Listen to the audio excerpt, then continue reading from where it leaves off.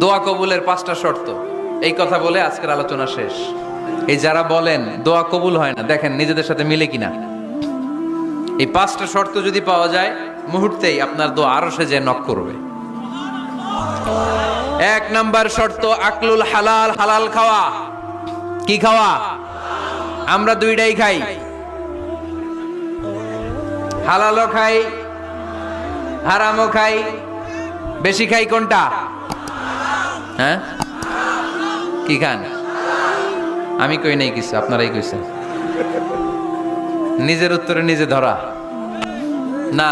হারাম খেলে তো দোয়া কবুল হয় না। লা ইয়াদখুলুল জান্নাতা জাসাদুন গুযিয়া বিল হারাম। ওই দেহ কখনো জান্নাতে যায় না যে দেহ হারাম খেয়ে বর্ধিত হয়েছে।